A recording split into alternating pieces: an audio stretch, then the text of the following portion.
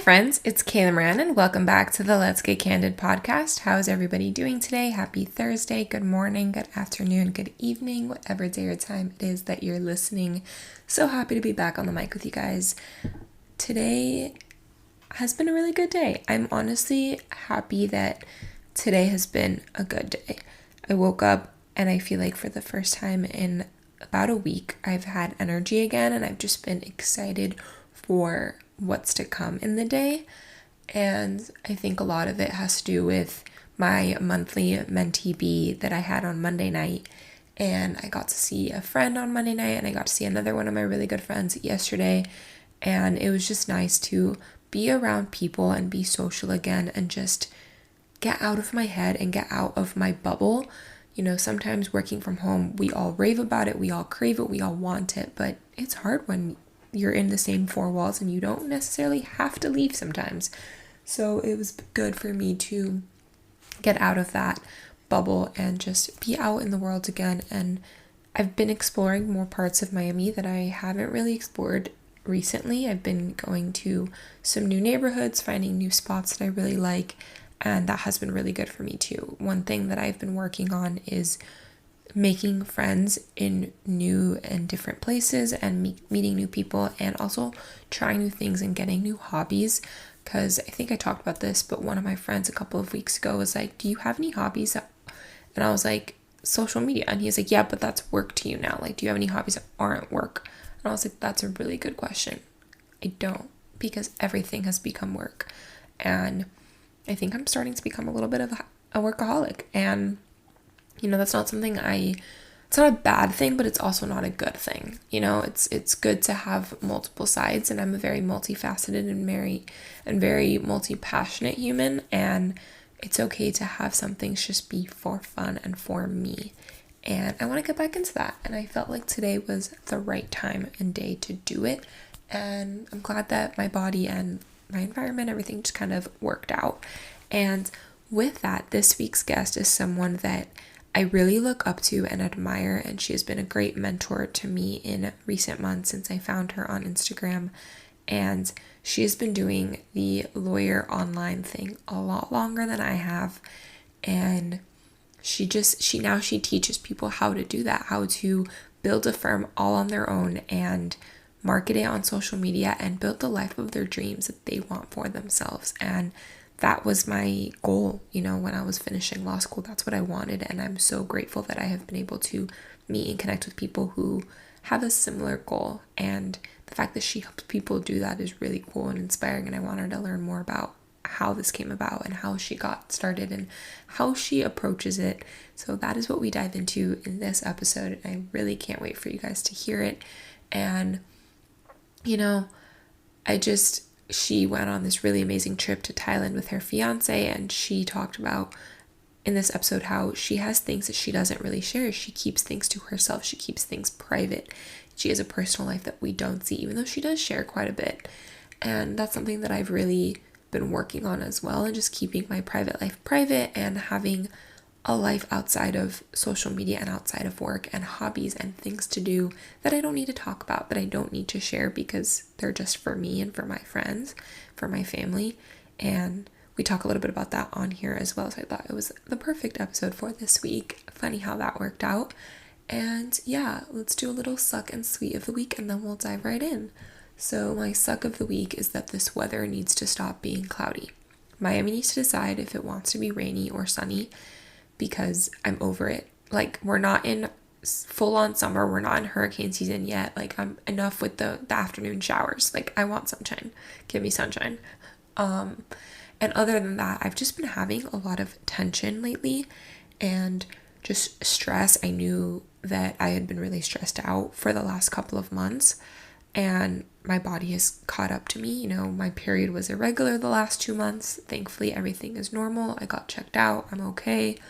All things are good, but I knew that my eating habits, my sleeping habits, my cycle was off, and now the fatigue is setting in, and just the muscle spasms and the muscle tension and not being able to sleep well has just really affected me. And I felt like my body is still really sore and definitely need to get back into stretching and loosen up a little bit, but I felt like I finally, for the first time in quite a bit, got a good night's sleep last night, and that was really, really nice. So that's been kind of where I'm at. Like, my suck of the week is just feeling very, like, physically exhausted and fatigued, whereas the last couple of weeks before that had been emotional, and the weather, and I think that has part of it as well. So hopefully the sunshine comes out. I can go back on starting to go on walks with my grandma and doing the hot girl walk. I joined the hot girl walk in Miami last weekend, and it was a lot of fun. So I want to make that a habit, like at least once a month, or just go on walks with my friends and like do little day dates.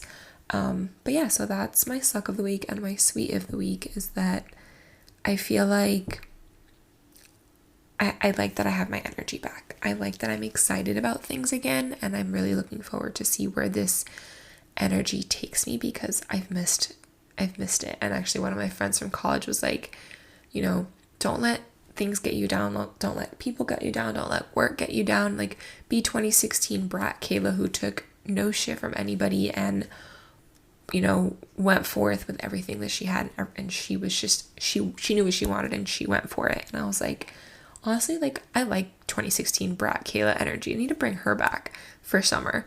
So I feel like she's coming back, and I'm excited. So that is my sweet of the week. I just feel like I'm coming back into myself again, and it feels really, really good.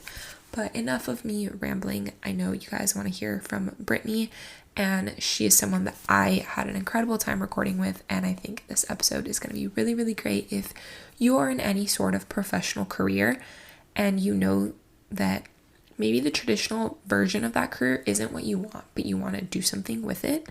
I think this is a really great episode for you, and you can translate a lot of the things that she talks about into your profession, although she is a lawyer, so she tailors it to lawyers. And for my pre-law students or current law students that are kind of figuring out what they want to do with their career and their degree, this is a great episode to branch out and think of new possibilities and opportunities and a new approach to law school, because I think that's something that has become very important to my content on TikTok and Instagram, is just there's not one set path to be a lawyer or to be anything in life, and we can all do it in our own unique way. And I think that is a really important and inspiring message, and that's part of Brittany's message too. So without further ado, if you like this episode, please leave a rating and review. Please subscribe to the show, share with a friend, tag us as you're listening. Go check out Brittany, follow her. I'll link everything below. Check out her course. And yeah, I hope you guys like this episode so much. I will talk to you guys next week. Meet Brittany. So Brittany, what's something people wouldn't know about you just from following you? Oh my gosh. What a question to start with, Kayla. What a question. Let's think. I feel like my life's an open book on social media. Yeah, mine too. Although you may not know, like I'm actually a really private person. Like, I've got my like personal life, and like I don't like share any of that. I know a lot of people talk about like their relationships and like what's I knew going on. you were about to say that, and I created Yeah. a private account like a month or two ago, because I was like, I'm starting to kind of be in that phase of my life. Like, you're engaged and you have your own relationship. Like, I'm single, but I'm like dating around, and like I want that eventually. And I'm like, I don't want people to, like, that's for like my friends and family only. Like, so I created a private account. So I'm the same way. I use close friends. If I'm like really posting something that's like really intimate. I'm like, okay, I'm gonna tell my core group here, but nobody else. Yeah. On this. So close friends for me kind of became like like my influencer like group of people. Like, if it's like because I was an influencer before I went to law school. So that's kind of what that has been. So I had to create a private account for like even more private. Sometimes I'll post like shenanigans on close friends, but like my real shenanigans, they're on Snapchat or like this private Instagram account. But I like that it's like, yeah, I'm an open book too. If someone asks me anything, like 90% of the time I will answer any question you ask me. But there's a few things that I'm like, I don't really think you need to know that. Also depends on the question, because people ask me some questions all the time, like no wanting to know my story, but they don't need to know my story to get their answer. Like, so many people are like, well, like, how much did you spend starting your law firm? What did you have Yeah. saved and all this stuff? And then I'm like, don't worry about what I did. Like, let's talk about what you want and what you're looking for and what your goals are, because what I spent could be completely irrelevant. Yeah. That's a great point. So Yeah. speaking of that, like, talk a little bit about like you wanting to go to law school, like you in college deciding to go to law school. Like, what was that like? Why law I have school? like a very like similar experience to you. So my dad's also a lawyer, but he's a corporate lawyer. He does all transactional work. And obviously watched him, being a lawyer my entire life and what that was like and having a solo practice and all of that. And so I was like kind of interested in it. I mean, like in a way where like I saw Legally Blonde when I was like 11 and I was like, I want to be Elle Woods. This is so great. Like, but that kind of like faded, went to college, was in a sorority, like did really well, like enjoyed myself. What And then sorority were you in? you're Gamma Phi. Okay, I was a Katie. Yeah, at Florida State. And so I was like living the life, right? Like partying up a storm, having a good time. Senior year rolls around. My parents like, hey, what are you going to do after school? And I was like, after school? They're like, yeah, gravy train stops now. What are you going to do? So my dad's like encouraging me to take the LSAT. He's like, you'd really be a great lawyer. You're a fantastic writer. You're really, well, great with words. Try it out. Just try it. So I took the LSAT, didn't do too hot, but really wasn't concerned because I wasn't like trying to go to like the Ivy League. So I was like, whatever, I'll Yeah. apply anywhere, go where I get in. Ended up living at home for law school, which was actually a blessing in disguise. Got like more time with my parents, which was great. And I did really fantastically and like really, really amazingly in the first semester. And I was like, okay, I'll stick with it. And so that's like how that whole transition happened. Like I wasn't like gung ho law school like from the beginning. I wasn't even gung ho law school when I started. Like I just like Same. grew into it. And I was like, okay, I could do this. This is great. And also looking back, like I wanted something extra because I could have like gone and started working, right? Could have graduated law school and started working, but like I wanted something extra to give me that like degree of like respect or like pedigree, something like extra on top to like make people think like, oh, you're a lawyer. Because I got a lot of that. I know you know what it's like in South Florida, right? You meet somebody and like, oh, what do you do? I'm a lawyer. Like, oh, you're a lawyer. There's almost like an era of surprise, especially when you're like in your mid-20s. So I think that really like helped like kind of push me a little bit further in the beginning. So I'm glad that I did it, but it wasn't like a I'm all Yeah. in decision. Yeah, no, same here. I grew up, I was the kid that everyone was like, you would make a great lawyer because I'm very argumentative. And like looking back, like that is not a good reason to go to law school. No, But it's really not. and that's not why I went, but it's like that was what I was always told. And in college, I was a legal studies and poli sci major. And my dad, he's in banking, but he does like loan workouts. So he works with a lot of attorneys every single day on like commercial multi-million-dollar deals. And I was like, that is really interesting. And he got me a job. Like I would just see him what he was doing. I was like, that's cool. I want to learn about that. So I got a job at the bank he worked at in the loan department in Orlando because I went to UCF. And I got a job at a property management company he worked a lot with. And they like the lawyers in-house let me kind of like I helped with leases, I helped with evictions, and I kind of got familiar with that world and I was like, okay, like I think I want to go to law school. So it really kind of just happened organically for me too. It was never like I was going to go to law school. No one in my family is an attorney. Yeah, I just was like, I'm going to do it on a whim. Like I studied for the LSAT. I did not do well the first time. I took it again and I was like, okay, I don't know if this is good enough. I wasn't trying to go to Ivy Leagues either. So I was like, I will apply this cycle. And if I get in somewhere and I get a decent scholarship, like I'll do it. And if not, like I'll try again one more cycle. And if not, it's just not meant to be. And I got a in-state tuition scholarship at Tennessee. And I was like, okay, so it's going to be the cheapest option because the only other option was UM. And as much as I would have loved to stay at home and live at home and save money in that aspect, I was just like not ready to come back to Miami yet. I was like, I need a few more years away from home before I knew I wanted to come back, but I was like, I'm not ready to come back. Maybe in like 10 years, not yet. And so I took it. I went to Tennessee and yeah, I got there and I was like, I don't actually think this is for me. Like, this is not what I wanted. What was the craziest thing about moving from Miami, South Florida to Tennessee? It sounds really bad, but the ignorance of like just so many people, like I'm Hispanic, but you would never know it. Like I don't sound it. I don't look it. My name doesn't sound it. So people would be like, oh, you're Hispanic? Like, are you Mexican? Do you speak Mexican? And I'm like, excuse me, what? Oh God. Like there's like 20 countries. I'm from 2 and not one of them is Mexico. And there's nothing like and it's like it was a learning opportunity for them and for me. And it was really great. I'm actually very grateful that it happened because I learned a lot and I grew up a lot being, surrounded by people that are just unfortunately not and it's not has nothing to do with them. Like they just don't know. And it was really cool to be able to teach them and like make Cuban food for them. And they're like, well, what is this? Cuban coffee during finals, everybody wanted. Like, I literally would make it for people I didn't even know. I just had like a cafetera and I just would bring coffee and people were like, what is this? This is crack. I'm like, That's great. that's why meth didn't take off in Miami. Like, we didn't need it. Like, this is crack. And like, so like, I was like entertainment for them, which was I hated it, but it's also like looking back now, it's fine and it's funny. At the time, I hated it. The other big culture shock was their perception of Latin women was like Desperate Housewives, Sofia Vergara, very voluptuous, Interesting. sensual women. And like, that's just not me. Like, there's so much more to us. And like, so I struggled a lot with like, I wouldn't say bullying or like racism. It was more subtle, like kind of like if my guy friends all knew that we kiss on the cheek. And by the time they got comfortable with me, they were okay with it. They're like, if that's what you are used to and are comfortable, like, that's cool. So instead of like handshakes or hugging my friends, like that awkward side hug, like most people do, I would kiss my friends on the cheek. And like my friends were cool with it. But if I was caught hugging a guy at school or kissing on the cheek, I was sleeping with them.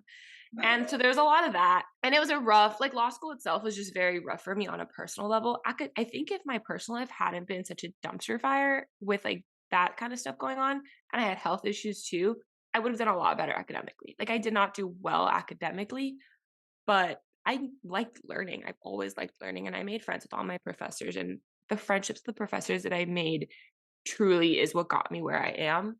But yeah, law school was not the most fun, but I'm glad I did it. And COVID also happened right in the middle of it. So like, I got to come home and I realized like, okay, maybe I do want to be in Miami a lot quicker than I planned to be. So I took the Florida bar. I was originally going to take Tennessee, and then I was like, no, I'm going to take Florida.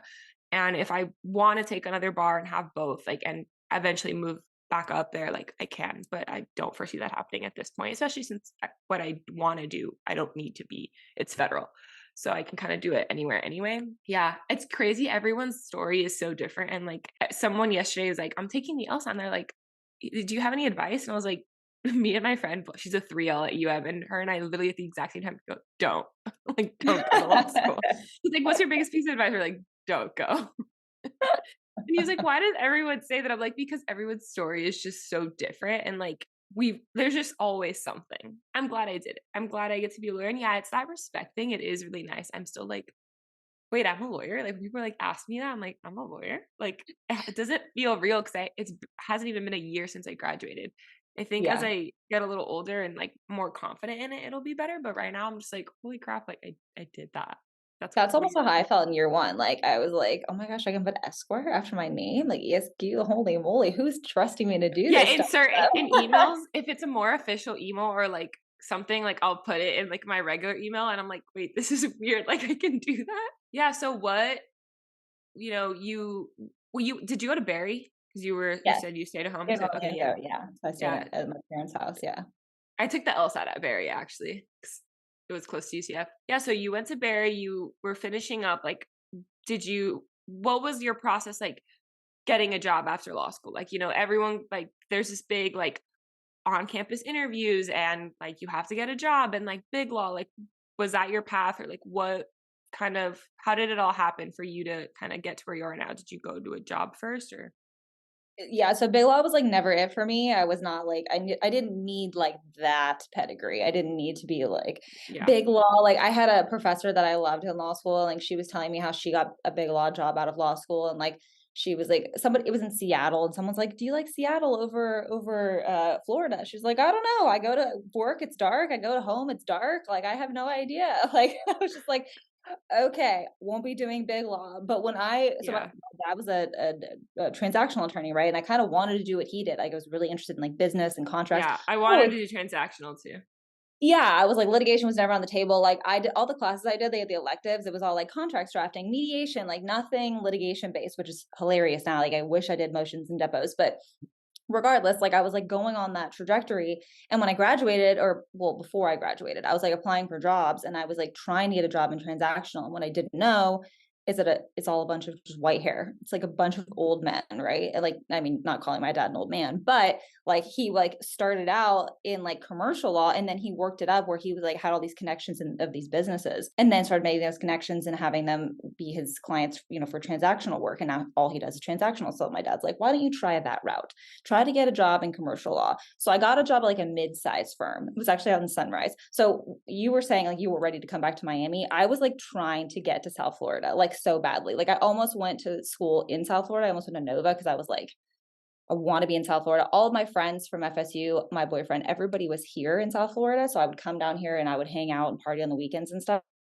So it was like I was trying so hard to get down here, but went to school up there. So I was only applying for jobs here, and it was very difficult, even though I graduated early. So I was supposed to do May 2017, but I graduated December 2016. It was still like very difficult to like get a job in that area. So I went for commercial law, got a job at like a mid-sized firm down here. And like, I worked for like what you would call like a dinosaur, like a guy who was like 70 years old working, like doing all sorts of law. So it was cool. I got to learn a lot, but I wasn't doing a lot of commercial law, like at all really.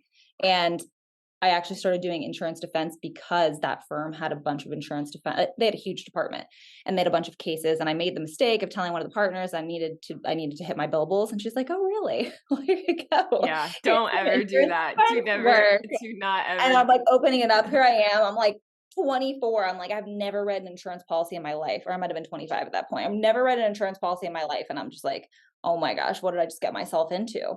And so like in a very roundabout way, that was like again, like there was no intention to go in insurance defense. Like you were like in law school, no one talks about like those kind of areas of law. I think you have to have no intention. Honestly, that's my biggest piece of advice. Like, do not go in saying you're going to do something, because 99.9% of the time, that is not what you're going to end up doing, let alone your first job, let alone 2, 3, 4, 5, 8 years out. Like, it's going to change. Have like a romanticized idea of what it is, probably. There's like the select few that like have the personality of a PI attorney or a criminal defense attorney that like will definitely go into it, and that'll be their thing.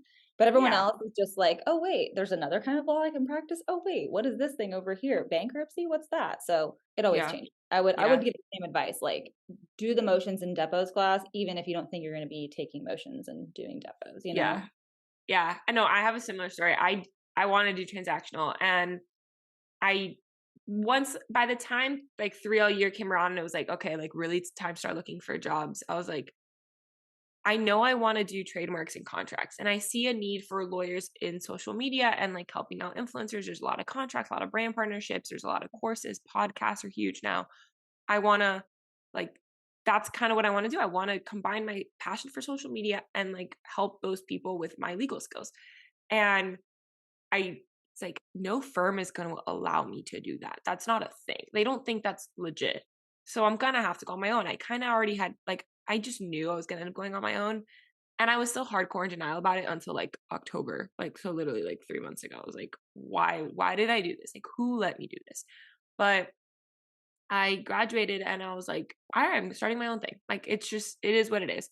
But I realized like I should probably, and my parents really wanted me to get a job so I can get experience in the event that this doesn't work out, that I still have transferable skills. And like, I wanted to fight them on it, but I knew they were right. So I got a job with a family friend who does personal injury. So I ended up doing litigation anyway. And that's what I do as my day job. But I know nothing about litigation.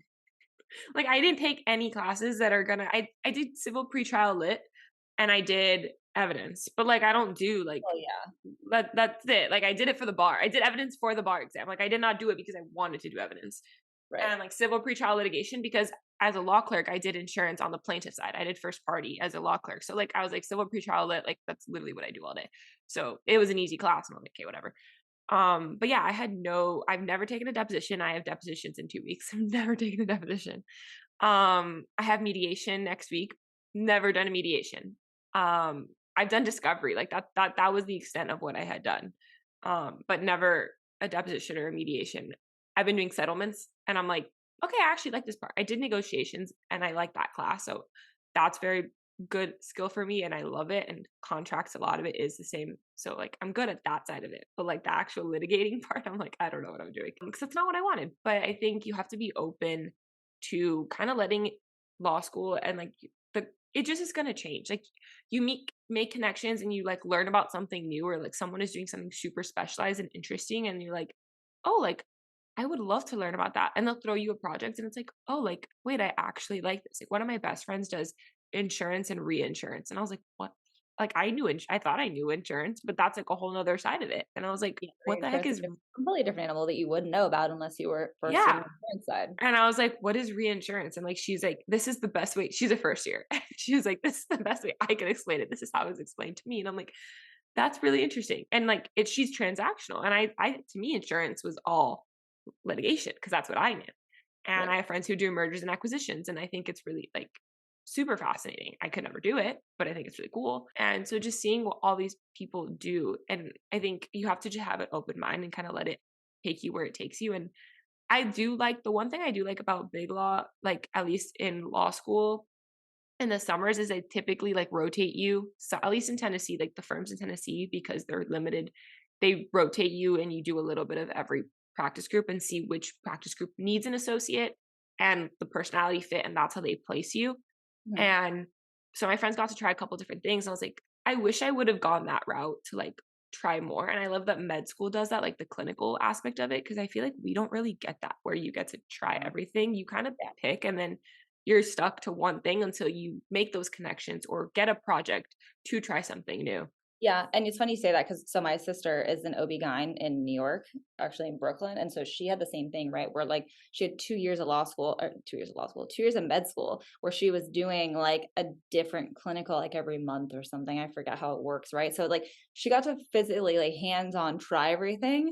So she knew, right, like what she wanted to do at the end. And like I know there's rare cases where doctors like change it up and like, when they do their Yeah. residency or they, do residency and they say, I don't like this, to do another residency. But like what also is nice is that we have the flexibility to do it, right? Because like you never hear of like a doctor stumbling into med school. You never hear of a doctor stumbling No, in. that's way more planned out than That doesn't happen. Like for lawyers, I feel like we're a lot more flexible because like maybe what we're doing is like honestly, I can't even think why it's like so much more flexible. Maybe it's like so much of what we learn is like applicable across different practice areas. So you can kind of like, the basics. Like that's what the bar is, right? The bar is the basics, like torts, contracts. It's like I know enough to know what I don't know in these practice areas. So yeah, that's it's why a we're so minimum competency exam. I was competency. telling somebody that last week, like a 3L, she's like, do you have any tips for studying for the Florida bar? And I was like, you just need to show them as like that the bare minimum, like that enough and that you're willing to learn because Right. you know nothing going into practice. Like, let me be very clear. You know nothing right now, and you're going to know even less in 3 months when you go to take That's the the bar. thing. Like you're gonna know like the theory of law. You're gonna know how to think like a lawyer. That's why law school is like so difficult. You're not only learning the material, but you're learning like how to think. But when you get Yeah. out and you start practicing, you're not gonna be ready for your first depo right away. Unless you've somehow magically done one before, or like you're not gonna be necessarily ready for your first hearing, even if you did motions and depos, even if you did trial team, even if you did those things, it's still not real life practice. So it's like it's very different. Yeah. Yeah, I've done a couple hearings already and like they're not as scary as I thought, like, but because I was so nervous and thankfully also they're on Zoom. I've only had to go into court once and that was very nice. But like it's intimidating, it's nerve-wracking. There's that very much that respect factor. There's a lot of procedure and like the the bailiff and like it's very official and like that part is both really cool and very intimidating. And like Right. that's nerve-wracking, like knowing like how to address the judge and like how to address people in court and your opposing counsel.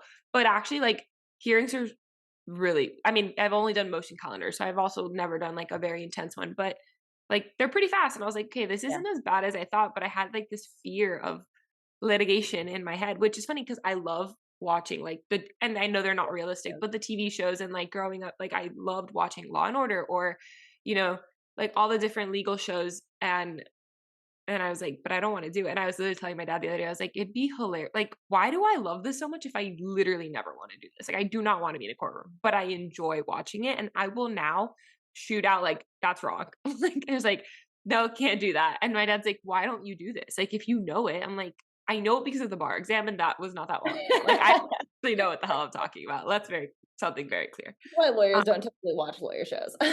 Yeah. No, I watch more the policed ones that Yeah. have like some sort of court aspect to it, like strictly Right. legal shows. I watched Partner Track only because it came out right after the bar exam and I had nothing else better to do and I put it on as background noise. But like other than that, I don't really watch. But actually something you said about theory and like thinking like a lawyer, I saw this LinkedIn post yesterday. It says law schools should incorporate these courses into their curriculum. Practical skills like contract drafting, answering a complaint, serving subpoenas, legal technology, e-discovery, and electronic billing, finance 101, P&Ls, net income margins, partnership 101, origination credits, collections, client bedside manner, and non-law firm paths. Self-explanatory. Theory is great. Thinking like a lawyer is great, but the modern lawyer needs to understand the basics of business and technology to succeed. What else would you add to the list? And I sent it to one of my friends and I was like, this. Like, I wish we would have gotten that in law school instead of just the theory. The Because we don't theory we and how don't know to like how to actually analyze. yeah, we don't actually know how to be attorneys. We just know black letter law.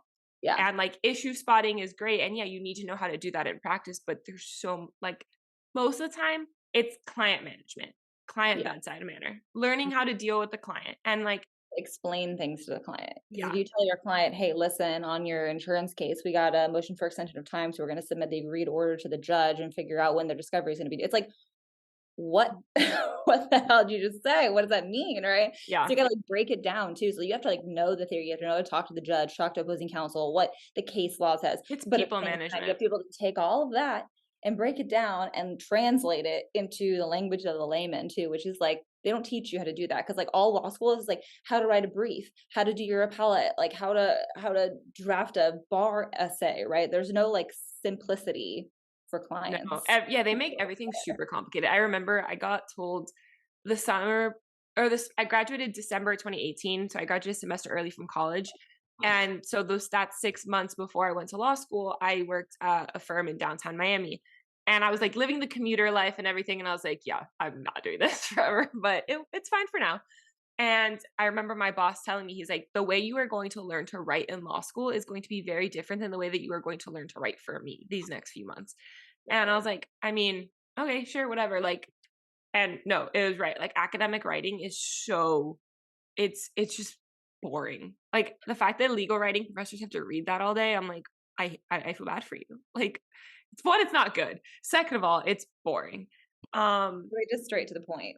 Yeah. Like, And if and you're in practice, it's like, yeah, I have 2 responses to a motion to dismiss to do, and I did it in like 3 hours because half of it's done for you. The template's there, but you don't change the summary or not the summary, the standard of review, and then it's just plugging in the facts. And it's like, this is so much easier than like this whole drawn out argument that we have to do in law school. no, no. Um, but yeah, good old days. I'm so glad those days are behind me. It's one of But those things you're glad you did, but it wasn't fun at the time. yeah. No, but I'm very glad I did. I truly don't think I would be nearly close to the person I am today had I not gone to law school, especially going away for school. Cause it like growing up in Miami, it's insular. It's a bubble. I mean, I think any place is insular, but it's just very, it's a different experience here. And getting to see like the rest of the country and like how everyone else lives. And like it really allowed me to get perspective and change my mindset. And I realized like there's so much I can do with my law degree. Like we had a class in school called Lawyering and Professionalism, but one of the big things that the dean did, he's the one who started it. He would have every week a new alumni come in and they were all different fields. Some were corporate, some were in-house, some were solo practitioners, some had left the practice of law and were doing more business related things. And it was just for them to share their experience and like what they did with their law degree. And it started opening up doors to like there's so much more I can do with this. And that was a game changer for me. So I'm really glad I did it. But yeah, definitely would not do it again if I had to go back. How did you kind of like so you got into insurance defense just because you got staffed on it, but how did you know like this is where you wanted to be? Well, like every other story I've told so far, I didn't. I did not know.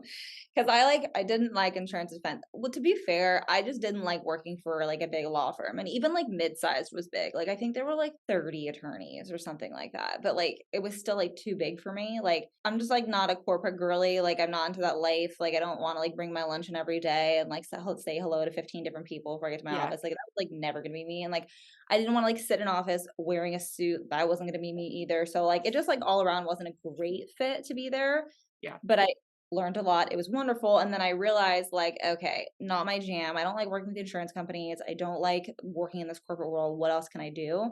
And so I started looking for smaller firms, ended up finding a smaller firm doing plaintiffs work because at this point I was like, shoot, what can I do? Like, what skills do I have here? Well, who can I work for? Right.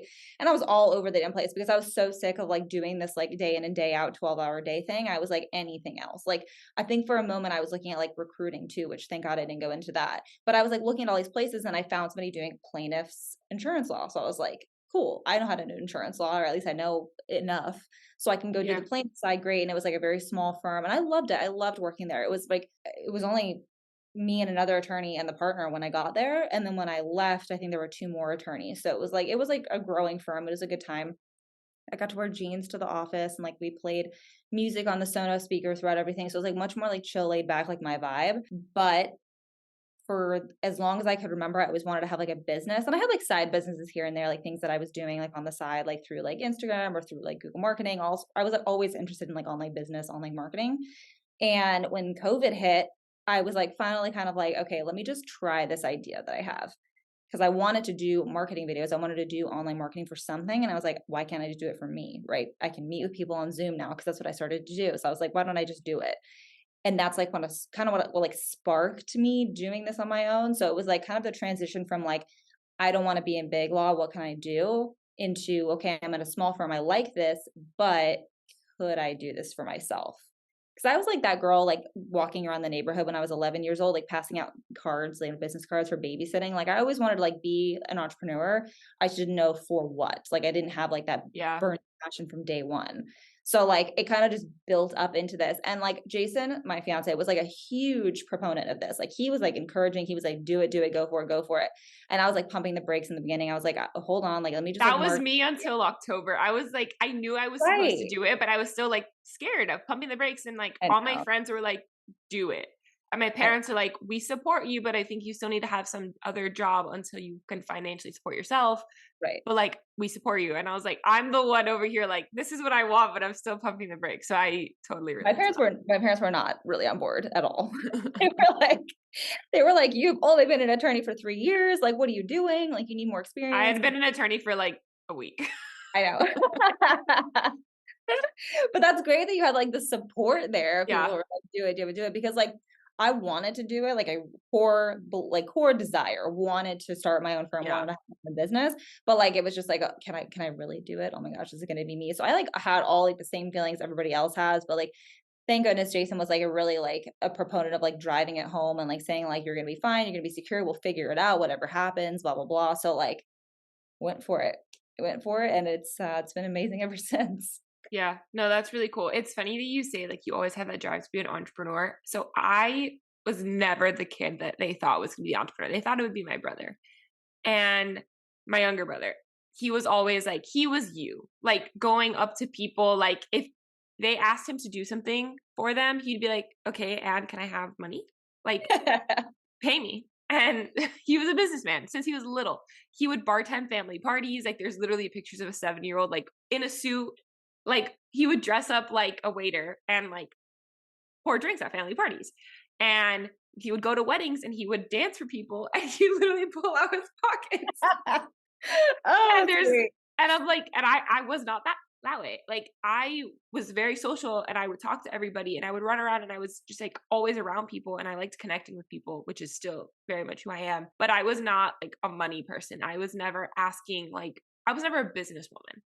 And it like but I started blogging in college and I started posting it on Instagram and I started like working with brands. And then I was seeing like, okay, there's a business here.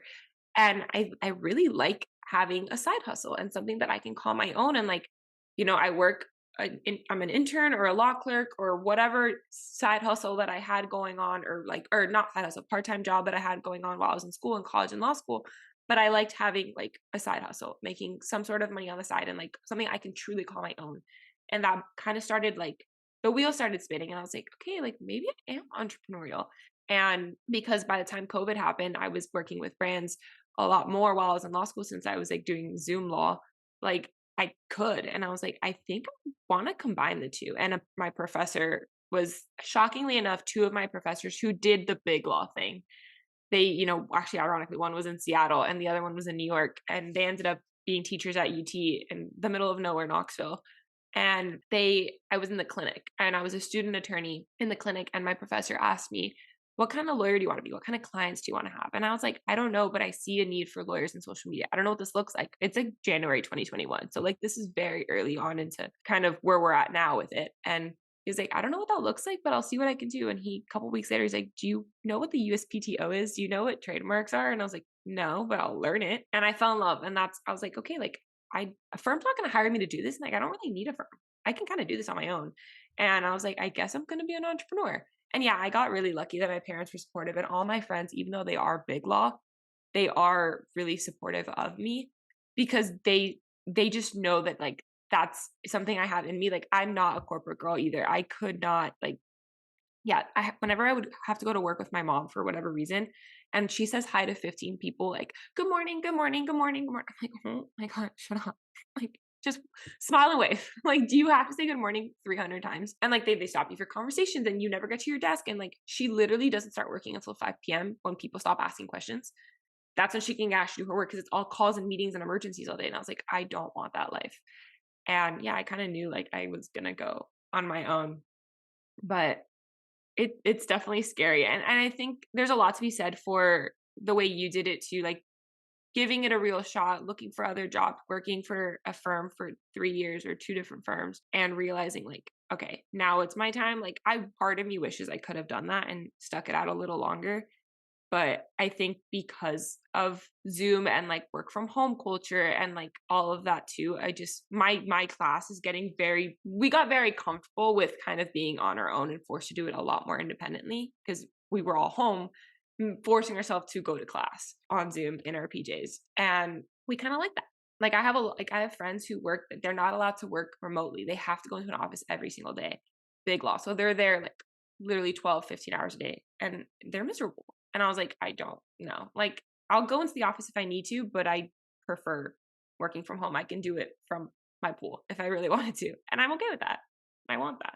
That's like the beauty of it, right? Is like we can like work wherever we want. And some people love the office life. I have friends that I went to law school with and are like, how do you get anything done at home? And I'm like, how do you get anything done in an office? Like I'm literally wearing sweatpants and I have a blanket on right now. Like I'm so comfortable. And I was just like typing away before we got on this podcast episode. Like that's my vibe. And I'm so glad that's an option now because 5 years ago, it most certainly was not. Like, No.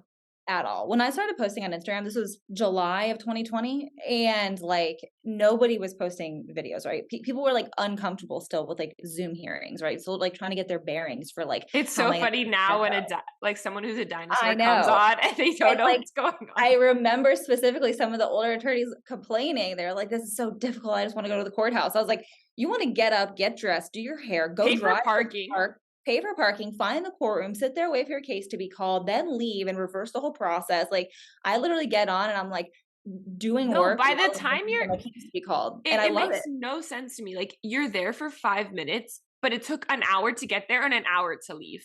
But to be fair, I think like the defense attorneys, big law attorneys, they can bill for that whole time, and they're not really doing anything. So they like that, right? If you're like sitting on Zoom and you're just like, all I get to bill for is this 20 minutes that I waited for my case to be called. Not really the same. So I understand like the dynamic, but like for me, I'm like, this hallelujah. Like I was born in the right time. This is great. Like exactly how it was supposed to happen is how it happened. Because without COVID, I don't know that I would have started my firm when I did because it would have been a different experience. I would have needed an office. I would have needed to meet people in person, go to like in-person inspections, in-person depots. That would have been a lot for me to do as a single solo attorney rather than having a remote office and remote depots and remote hearings. Like that made it like 100 times easier. And I'm really glad that I like capitalized on that when I did and started it when I did because people thought I was nuts.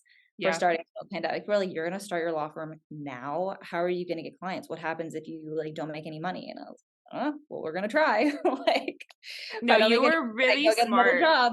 to capitalize it on it when you did.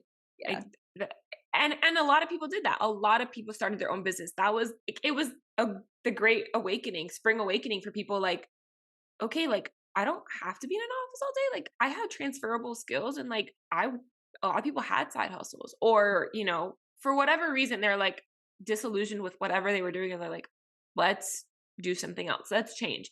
And at the end of the day, for some it's harder, but like you can always go back to it if you Right. decide you don't want it. Right. And that's why my parents wanted me to have transferable skills. In the event that I decide I don't want to do this anymore, I can go to another firm.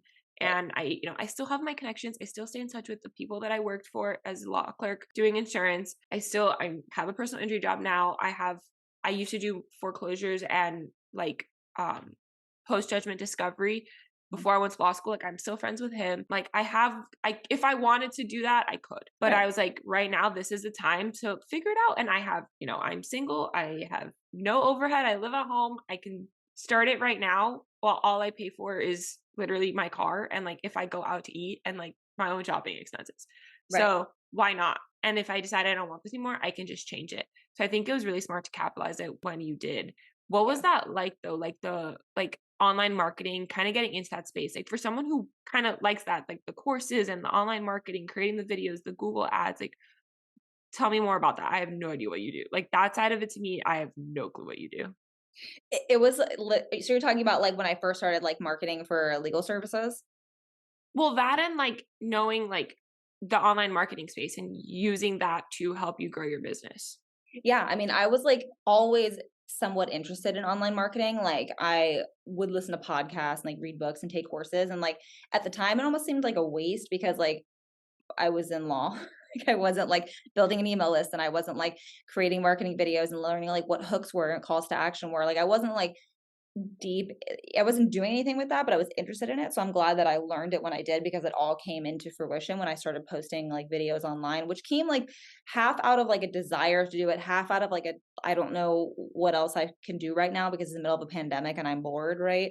So it kind of like snowballed into everything at once and I just like totally was like winging it. Like I didn't even sit. I stood in my living room with my phone propped up and I had my iced coffee and I talked about like what is your insurance claim worth? What to do if your roof is leaking? How to call your insurance company? Like 4 videos, and I just posted them, and like the feedback was crazy. The feedback was like, "Oh my gosh, cool! Like, I think I have a problem, or can you help me with this, or what does this mean? I didn't know that you did this kind of law." And it just like kind of it really just exploded that way, where it's like something people hadn't necessarily seen before. They didn't know that I did, that they were interested in, and so I ran with it because you never know what someone's going to be interested in until you show it to them, right? So like people who are like, oh, I'm going to wait till I get it perfect, or I'm going to get this perfect podcast set up and this like lighting and this and There's that. I'm no like, you perfect. know You if kind of everybody have to likes start. it yet. Like get the content out first and then you can perfect it, right? So I think that's like really what I just did. I just kind of like inspired action, just went for it. And I think what also helped is that I posted things on my personal Facebook and my personal Instagram page rather than trying to start from zero. Because it's like very difficult to start from zero and get people to like follow you when you don't have content. You don't have like a clear message or like a presence, like no Who are social you? media. Yeah, like who Yeah. is this person that's trying to do this? Yeah. New page. Why do I even follow a new page? You know what I mean? So like I think that helped a lot is like posting to the people I knew because it was all family, friends, college friends, people I knew for like a while. So I think that also helped in like catapulting me forward in like doing the whole online marketing thing, like going all in on that. And then once I started to see like return on it, that's when I was like, okay, maybe I could do this for myself. I started bringing Yeah. in actual from it. No, and the word of mouth aspect of it too. Like, your family friend so and so is like, oh, like, hey, like I have a roof leak. Do you know a roofer or do you know like a public adjuster or something? And they're like, no, but Brittany does that. Like she might know somebody, and that's Right. like right there. That's a funnel for you. Right. And yeah, I started doing the same thing. I started posting it on my personal, which I'm still struggling with because I'm like, I was an influencer and I don't want to lose that side of it. I still like working with brands. I'm grateful brands still want to work with me, even though my content and my audience has kind of changed a little. But I still want to post that I'm out at events or like I'm showing my day. But now I also want to show like what I do as a lawyer all day. And like I have to post like what I do and information so I can build those funnels for myself. So I'm in that like transition phase. But yeah, I didn't want to start a new account. I wanted it just to be on my own. And, if you want to unfollow because you don't want to see that content, then by all means, like, but that's who I am now. Like I am both a lawyer and more. And that's the thing for me all along. Like I didn't buy into it in law school of like my lawyer is my entire identity. There was a lot of people, I don't know, maybe for you, like your law school, but at least mine, like it was their entire identity. And I did not want that. I was like, a lawyer is just my job. It's a lifestyle and it's a career, but it's like not all of me. Like I want to be more than just an attorney. I still want to have a life. I still want to have friendships. I still want to travel. I hope to one day be a mom and like have a partner. And like there's so much more to me than just my title. And I Yep. that was not the experience that I was surrounded by in law school. And that's why I also didn't want to do big law because I knew that it would be my entire personality. Like how you said your professor, like she went to work in the dark, went home in the dark and didn't really see much of the city. Like Right. we live in a beautiful place. I want to enjoy it. If I'm making that much money, I sure as hell want to enjoy as much money as I'm making. So I just didn't buy into that. So that's why I created it on my personal account. And I was like, you're going to see all of me. And there's other attorneys that do it differently, have a different personality. There's someone for everyone. There's enough pie to go around. You don't have to go with me if you don't like me. But the clients that do want to work with me, it's because they resonate with who I am as a person too. And I wanted them to see that. So I think And that's that's the thing, like, smart. like, you literally just hit the nail on the head, like, there is someone for everyone, not everyone is for you, and that's okay, that's actually a good thing, right? Like, you wanna weed out the people that you are not gonna serve well, like, people are like some people, like, barely any people are like, "Oh, you don't have an office? Oh, okay, well, I was looking for somebody in the office. Okay, great. I actually have a colleague that I can refer you to that da, da, da, da," right? They have an office, you can go to them, and it's just like, you don't wanna take on a client who isn't comfortable with what you're offering because you don't wanna alter your entire business and your way of working and your operation to accommodate one person. So it's always good. Yeah. And it's the same thing for social media. Like you don't want to like roll around and like accommodate four different accounts for like each part of what you're doing. You can roll it all into one and then you're serving that person who loves that aspect. Oh my gosh, like he's a real person and I can like talk to her about real things and she's a lawyer. Like it makes you so much more approachable. And then there's people that want the guy sitting behind the mahogany desk. I'm like, you can go call Morgan to Morgan. Like it's all about like what they're looking for and like what you're offering and does it align. And I think it's so important to offer all of that content so people know what they're getting. They understand your brand, they understand how you operate, and they can decide are you for them or not. Yeah, Yeah. absolutely. And I think that's a great point. You just said like build your personal brand. At the end of the day, that's what we're doing. Like with social media, everyone has a brand now.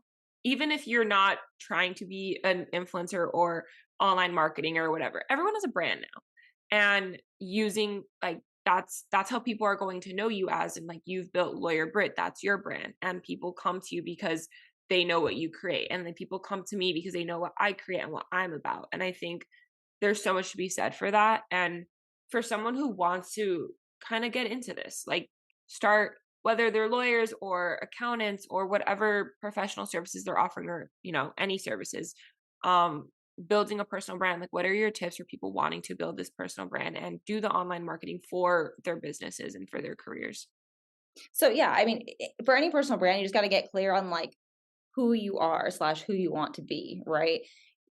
I think it's helpful, and I've taught this in multiple workshops of creating like a content menu, so to speak. So, like everything you would want to share, want to talk about, what your clients want to know, basically putting it all out into like piece of paper on a whiteboard, on a Google Doc, and organizing those topics into like themes, so to speak. And once you have those themes, you can kind of realize, okay, so like my brand for me, right? When I did this way back when, it was like my brand was about like entrepreneurship and like inspiration starting your own firm and insurance law and then everyday life, like what it is that I do, what I enjoy, right? So like travel and so to speak. So like those are like the three things and that like kind of like encapsulates like my brand, what I share, what I talk about, right? And I told you before in like the beginning of this podcast, like I'm actually a very private person. There's really like aspects of me that I don't like sharing that I keep off to the side and that's like not part of my brand. So you don't need to share everything in the world to create your personal brand. Share what you want to share and what aligns with what you want to say and you want to talk about and you do.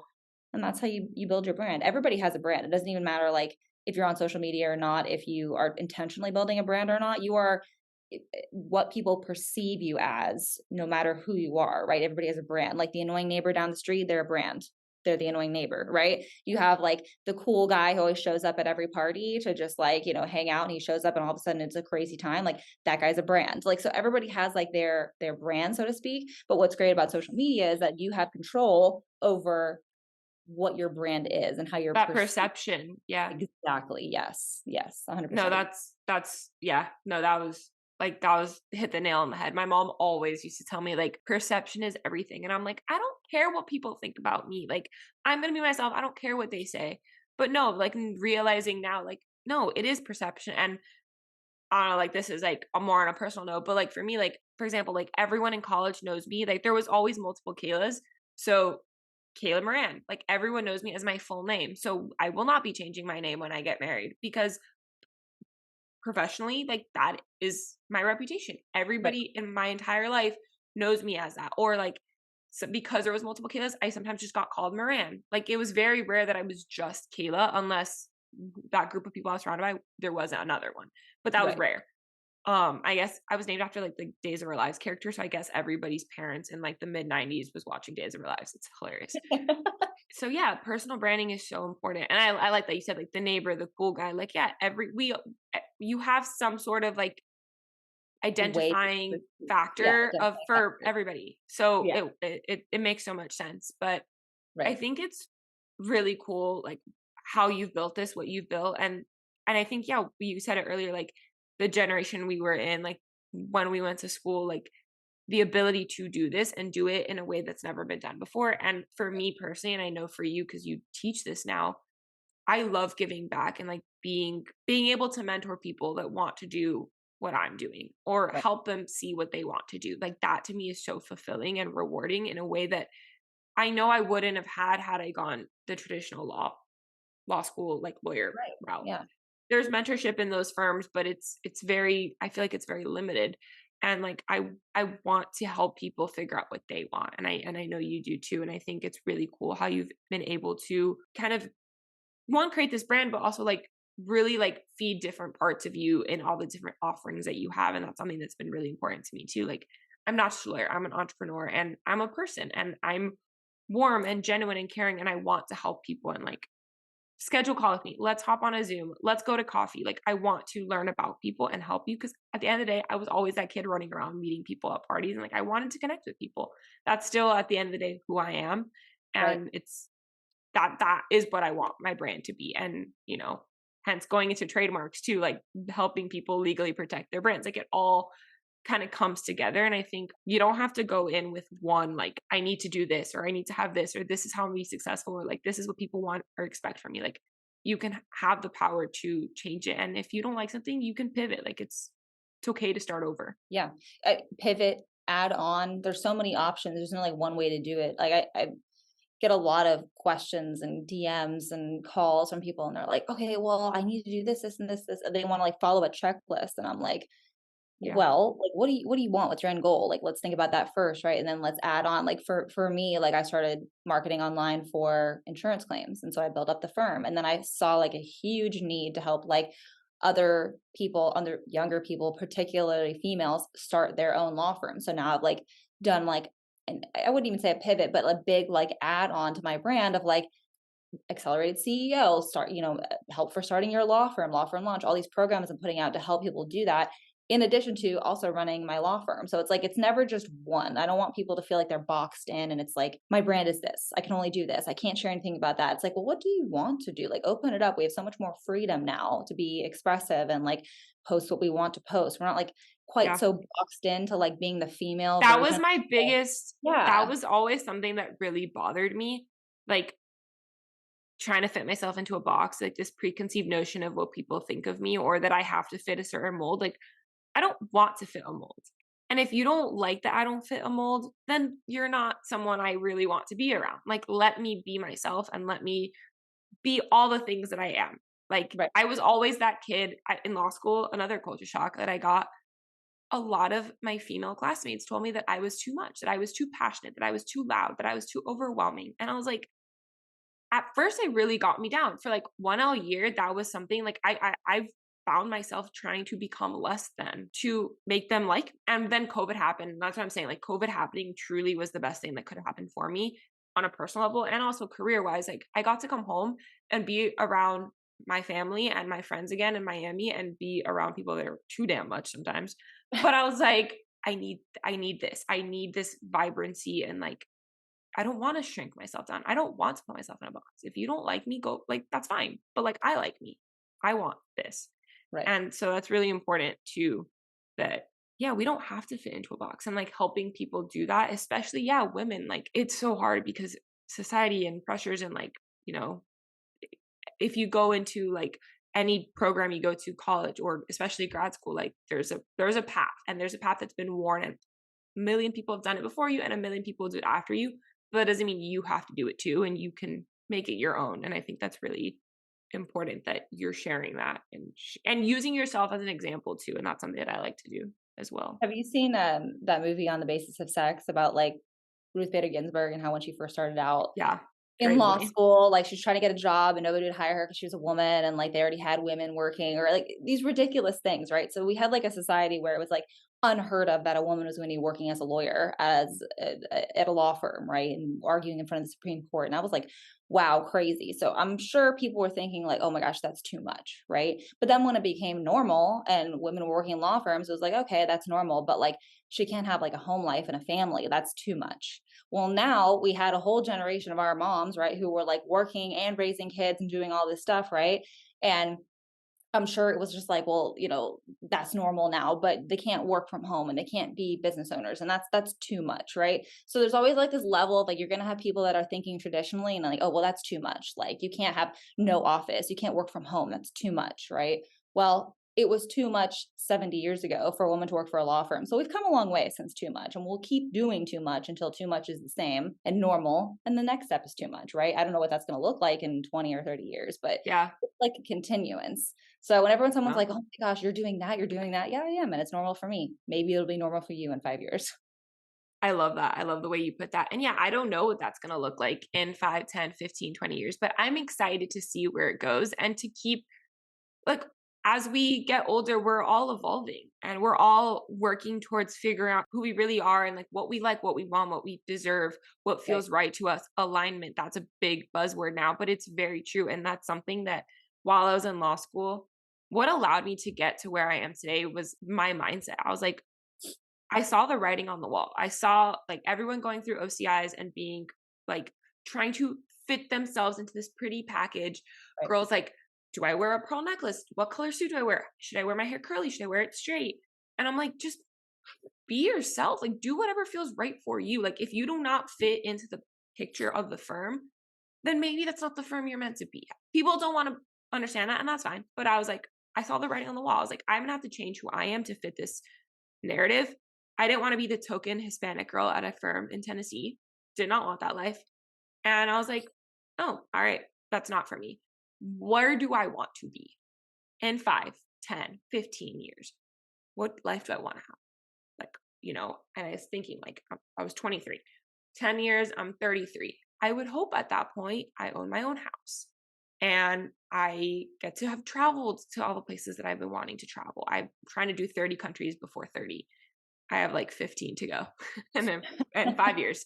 So I love it. you know, I want to have traveled to all the places that I have on my list. I would love to have a child or be on my way to having a child. I want to be a mom. And I want to be a young mom because my mom was a young mom. And I want to have my career and I want to have a partner and I want to have like this vibrant life and go to events and go to parties and like go to the beach. And like, there's so much more to me. What is going to allow me to have those things? Right. And I realized that probably looks like going on my own. And I think that's being in alignment with who I am, like that vision for myself. And like, there was never like, I didn't put like a timeline of like, it has to happen by this age. Like, I'm not one of those people. It's like, I need to be married by this age. No, but like, those are things I do want. And like, I'm working towards, and having those benchmarks has allowed me to, yeah, maybe I am too much for some people, but like, it's working out for me. And I have found people now who are really supportive of that and inspired by what I'm doing because it's unique and it's different and it's exciting. And I've had a lot of friends who they're questioning everything that they thought they knew. They're like, do I want this life? Like, yeah, it's harder how Kayla's doing it. Don't get her, like, don't get me wrong, because I'm open about it, but they're seeing like the benefits to it, and like they're starting to be disillusioned, and it sucks because we're all really new into this career. But like, yeah, some firms are still in the dinosaur age. Like, you can't work from home. You have to be butt in chair all day long, and the world isn't like that anymore. And there's so much more out there to see and to experience. Like, I want to go out and live my life, and Yeah. what I And do like, for work is just a small part of it.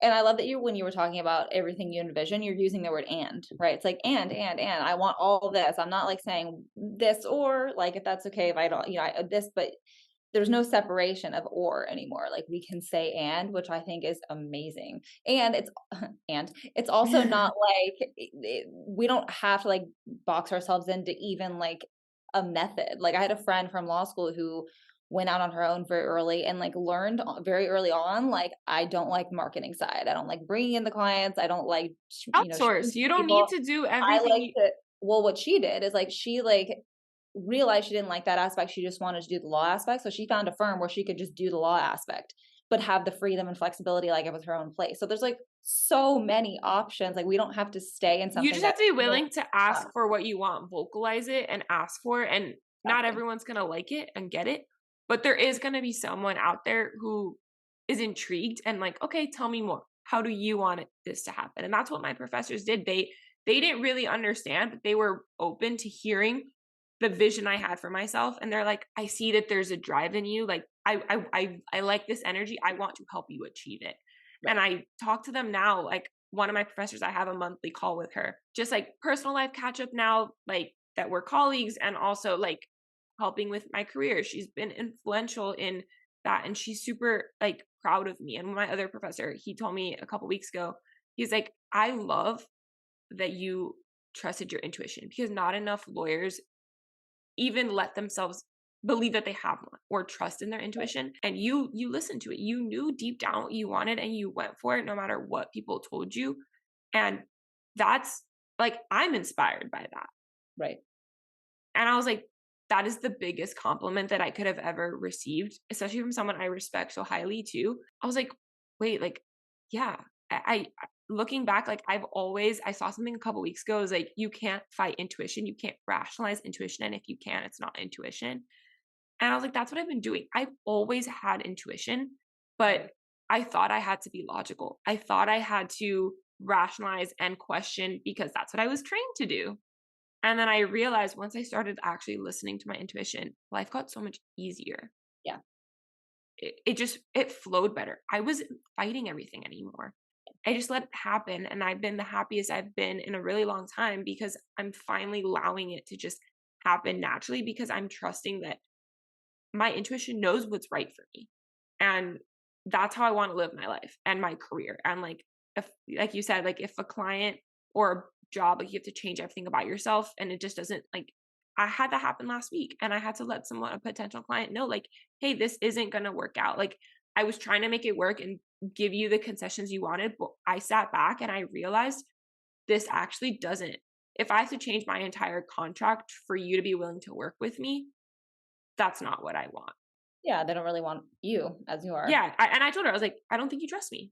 And Right. I can't work with someone who does not trust me, because I'm representing you. I'm working on your behalf. And if you feel that I am not going to do that and you have to micromanage me, then that doesn't allow me the space to do my job. So Right. I don't think this is right. And I think and you have to treat your career that way. If you are giving up something that is very important to you to do something, job, family, relationship, whatever, then I think we need to be honest with ourselves and like reevaluate, like, is this really what you want? Right. And I think because so many of us now, other people are talking about that more, people are starting to do that for themselves. And like, I love being a part of that. And that's why I love social media. And that's why I knew I wanted to be in it.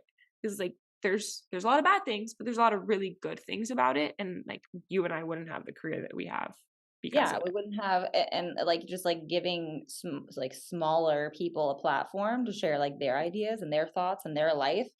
I follow influencers who did really like very untraditional things to like get where they were and build the life that they wanted. And I saw that and I was like, ooh, I want that too. Maybe I can also build an untraditional path, and like what would that look like for me? So like them living their lives and their true selves, like you were just saying, like what their intuition told them to do allowed me, like it gave me permission, so to speak, to also say, okay, well, what is my intuition saying? What's going to make me happy? Because I will tell you what, I wanted my own business so badly, and I wanted to not be an employee and work for myself so badly that the moment that I quit my job and started my firm, my whole entire body felt different.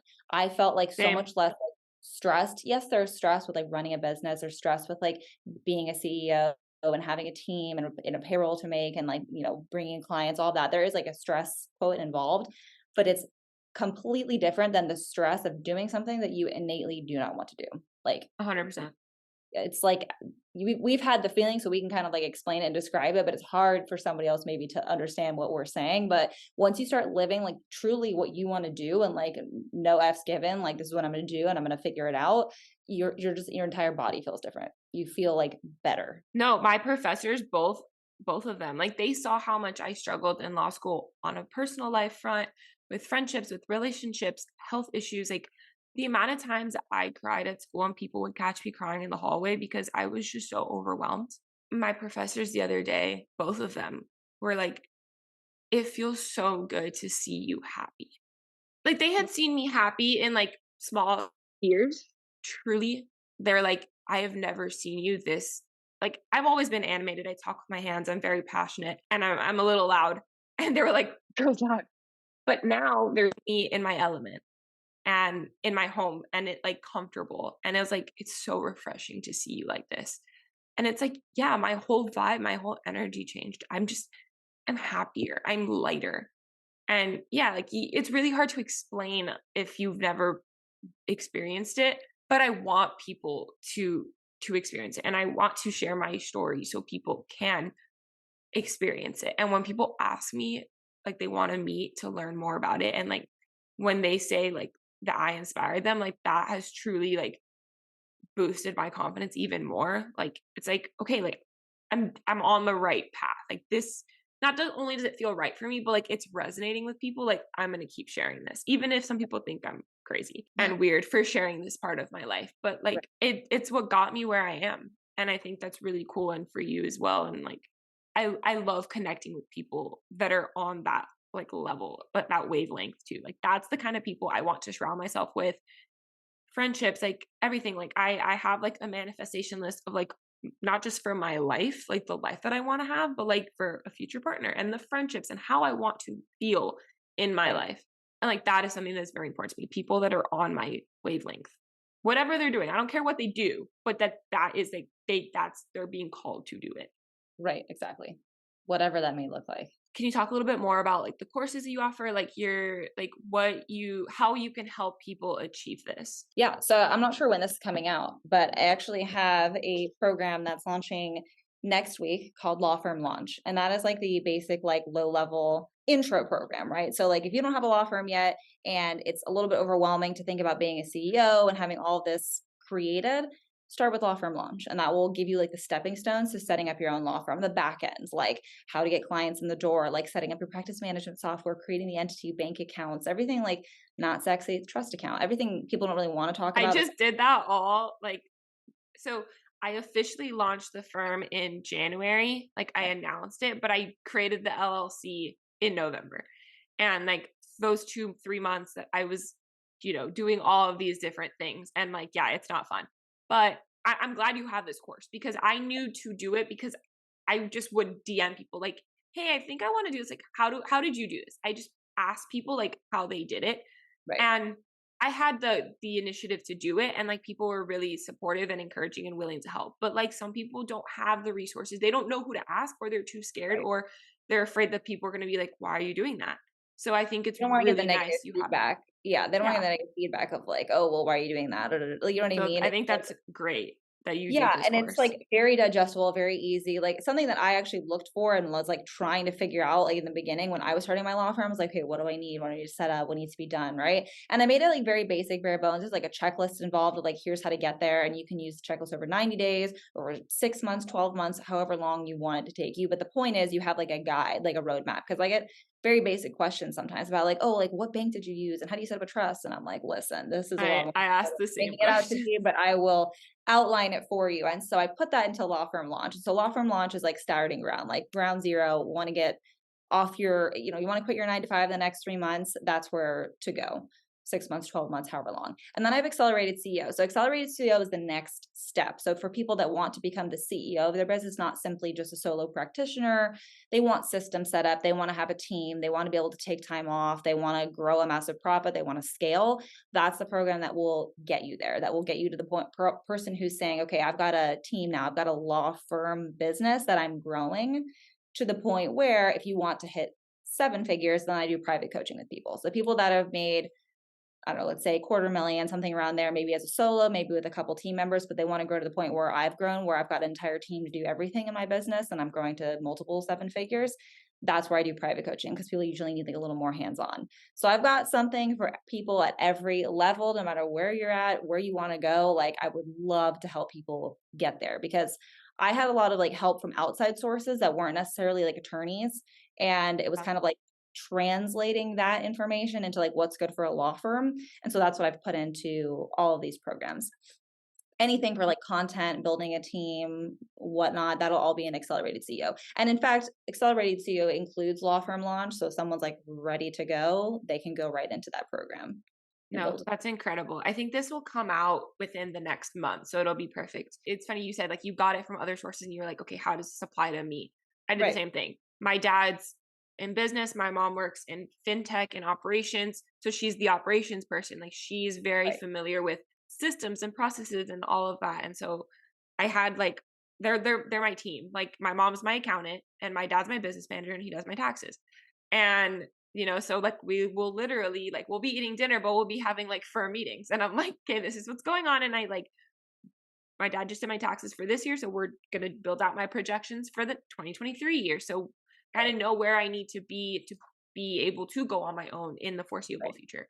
And like all of these different things. And I think it's, but they're not lawyers. So like, they don't really know. So having the lawyer mentors as well that I can connect with to get that information. But I think it's really cool to have a course like that is just like it's there. It's a roadmap, like you said. Like that's people super that important. might not have like the connections as much as like you and I may have the connections of people that can help us. And like obviously I have connections with people that I've like hired, like my accountant and my tax person that I've hired to like help me, give me advice as well. But lawyers are mostly not business people. Like we were talking about before with classes, like we don't get any information or any lessons about like how to actually like launch a law firm, how to be profitable. I think even like there was a class where I was at and it was like law firm, like accounting or law firm operations or something like that. But it was really just like the side of like doing your taxes and like figuring out like, we how need you're that like set up, which is important, but it's not as important as like marketing, getting clients in the door. If you don't have clients in the door, you like don't have a law firm. So I always teach that first. I'm like, get going. And even if I want to add to like, even if you want to go the big law route, in order to become partner, you need to build a book of business. So you still need to market. You still need to bring in clients and know how to do that. And that's connections, that's networking, that's going to events and like meeting people. And hey, here's my card. If you need someone or know someone who needs this service, like this is what I can provide. Like, so I think it's super important that, and I think that there's something to be said for that too. Like, even if you don't want to go the route that we did, you want the traditional route. You want that. What we share on social media is still valuable. Yeah. And I think more people are starting to recognize that. Like one of my friends who works one of the top firms in the country, she was like, you're my only really like entrepreneurial friend, but I have learned so much from having you in my life. Even though I zero desire to do what you do, I've learned a lot about how to approach certain things because you share your story. And I was like, that's the greatest compliment. And same backwards. Like I never want to go the route that you're going, but I've learned a lot about the kind of firm that I want to run. And when I do have employees under me at a point in the future, like how I want to operate and be a manager and a leader. And my friends who are struggling with their careers, like the advice that she has given me, because a lot of my friends are mid-size or small firms, but knowing the big law experience, like I can help connect them and like share what I've learned and like that. And you never know, everybody that you meet, even on social media, like they're valuable if you allow them to expand your horizon, I think, your Right. What perspective. can I learn from what this person's saying? Does it apply to me? Does it feel right? Yeah. No, I Yeah. think that's super cool, the courses that you're doing. And you have a podcast where you share your experience starting a firm, and you kind of like break out down each episode as a different topic, a different aspect of running your own firm, running your own business. How did you like, where did that come from? Like the podcast, like starting that? An overflow of DMs from lawyers when I first started marketing, and then I announced that I was going on my own, and then I announced like more clients, more checks, more clients, more checks. People were like, "How are you doing this?" And I was like giving the same voice message answers over and over. And I was like, "You know what? I'm gonna do a podcast. This is fun. I'm gonna do a podcast. I like talking about this stuff. Like I could talk about this for days." So I did a podcast, right? And now it's the Lawyer Britt Podcast, rebranded from what it was before, because it's so much broader than even just business. It's a lot about like mindset, energy, like profitability, making sure that like, you're building a firm that works for you. And so Lawyer Britt Podcast is on YouTube now as well. So YouTube, Spotify, Apple, all those places. But I love having a podcast because it's like also I get DMs and they're like, "Hey, how did you do this?" I'm like, "I have a podcast episode for that actually." I do that too. Awesome Yeah. hair plugs. Oh, same. If I get certain DMs that I get, I'm like, I actually have a blog post about this, or I have a podcast about this. But if you have any other questions, please feel free to DM me and I'll reach, like, we can hop on a call. But like, Right. there's already some really great info there. And like, I just direct them. Cause yeah, sometimes it's like, I've already shared this story, or I had a guest on who talks exactly about what you're looking for. Like, Right. go connect with them, and I'll send them their like profile, and I'll send them a podcast. I'm like, she's your person. He's your person. Go talk to them. So yeah, that's kind of for me. Like, I was just dying to connect with people. I was looking for that like perspective, like opening. Like I needed that. Like I was Right. looking for more connection and more information, and I wanted to learn and I wanted to grow. And I was like, I'm starting to connect with a lot of really cool people on social media, and I'm getting a lot of really cool information from having these calls with them. What if I started recording them and sharing them with the world? And once I did that, I was like mind blown. Like, this is exactly what I need. And people come to me now and they're like, think like your podcast like has helped me like get to where I am, or like decide if I wanted to do this or that. And like, I was like, holy crap. Like all I ever wanted was to connect and inspire people, because I wouldn't be where I am today had those people not in my life had not done it for me. So Yeah. it's really cool. And I love that, it was the same for you. Like, it's like, people want to know this. Like, why not make it accessible for people? Like there's no reason to gatekeep anymore. Like it's so much more fun when you get to share it and like support other people doing the exact same thing you did. Like it's like a win for someone else is a win for me. I'm like, oh my God, that's so cool. Like, I'm happy for you. Like, let's go celebrate. Let's get Yeah. a drink. Like, When somebody messaged me and they're like, "I started my law firm," I'm like, "Heck yes, congratulations. It's so exciting, rooting for you." Like I take a screenshot and I save it in a folder on my phone because I'm like excited for these people and I want to like go back and like, "Oh, this person started their firm and this person's like killing it." And like yeah. it's fun. Yeah. There's enough to go around for everyone, and there's someone for everyone. And I think I'm glad that finally, I think that's starting to become more like accepted and widely recognized and like supported and encouraged, because it's so much more fun being able to help each other out. And like everyone brings something different to the table. That's why different clients go with different people. But even like us, like you and I don't do the exact same thing, but I have a lot of friends that do the same thing, and referrals, and hey, I'm overflowing, like, can you take on another client? I'm like, please Mhm. send them my way. My professor in the clinic, because it's a small business clinic, now that entrepreneurship is so big, there's a lot more trademarks going on. And he's like, whenever the student attorneys have too many like already going on, like, would you be okay with me sending? I'm like, please send them my way. Like, that was another full circle moment that like my professor's like, I'll send you clients. I was like, holy crap, this is cool. Like, there's enough to go around for everybody. And I think Right. it's really great what you're doing to allow people to give it their best shot. And hey, at the end of it, if you decide that's not what you want, you learn something out of it. And the skills you learn in these courses are transferable too. And Oh, yeah, and they will help you be a really great partner at a firm, because you know how to build a book of business, you know how to manage, you know how to lead, and what it takes to run a firm. Because yeah, they don't teach that in law school. they do not. They really don't. They just want workers. They don't want entrepreneurs. There's something I wish my professor and I talk about that a lot. He's like, I would love for you to come talk to our students about that. I was like, I'll do it on Zoom, but hey, if you want me to come to Knoxville, is is the school paying for it? I'll come. Like, let's go. I'll go for a football game. I Paid miss brand trip, football. I'm in. Yeah, like let's do it. But no, thank you so much for coming on the podcast. This is incredible. If you had one last piece of advice for someone who either wants to go to law school or is in law school and isn't really sure like what they want to do with their life, if they're gonna go firm, if they're gonna go on their own, like what's your best piece of advice? If you got a thing that has been nudging you in the back of your mind, something that keeps coming up where you're like, oh, that'd be kind of cool. But then you find yourself logically coming up with reasons why you can't do it, shouldn't do it, can't do it right now, can't do it yet, need more of something to do it. Figure out how you can do it. Figure out how you can bring that idea into fruition, because you might not be fully happy. In fact, I would willing to bet that you're going to be fully happy when you run with that idea, when you take action and actually implement and fully live that idea, whatever it is. It could be starting your own law firm. It could be not. It could be going into big law. It could be doing something completely different from law and just using your degree as the door opener. Whatever it is, like listen to it, because if you try to take the logical route, if you try to go the route where it's like, well, I really should do this first, or I should do this because X, Y, and Z. I can't do this because I need more money saved, or I need to do this thing first. Like just take the leap, see what happens. I'll leave you with this last thing. When I was considering quitting my job and starting my law firm, I was terrified.